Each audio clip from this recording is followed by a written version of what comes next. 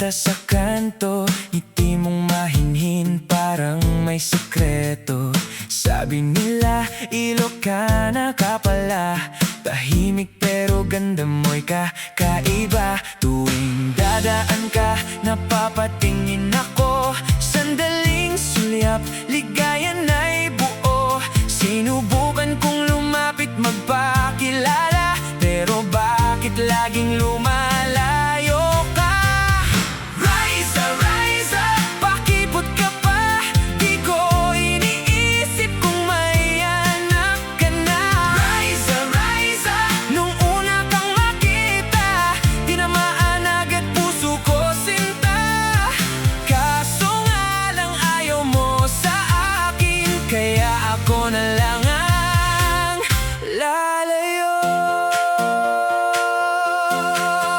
Narinig ko may anak ka na raw pala, pero sa akin wala namang problema. Hindi hadlang sa damdamin ko, kaso parang ayaw mong pansinin ito. Kada bati ko parang hangin lang sa'yo, parang wala akong puwang sa mundo mo. Kahit anong gawin kong papapansin, mukhang wala rin akong mapapala sa'yo.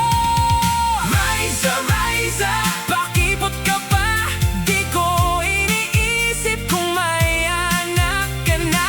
Raisa, Raisa, nung una kang makita, tinamaan agad puso ko sinta. Kaso nga lang ayaw mo sa akin, kaya ako na lang ang laliyo. Hindi kita pipilitin kung ayaw mo talaga. Ayoko namang maging pabigat pa. Kung saan ka masaya, doon ka na lang. Kahit ako itong nasasaktan.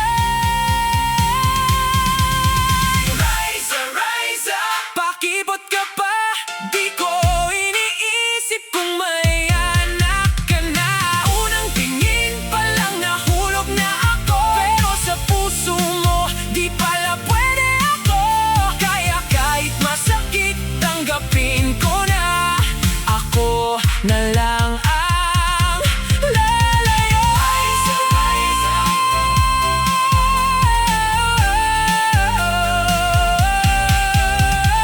Raisa, Raisa. Tutulog na si Ben. Okay. Salamat. Bye-bye. Salamat. Yun.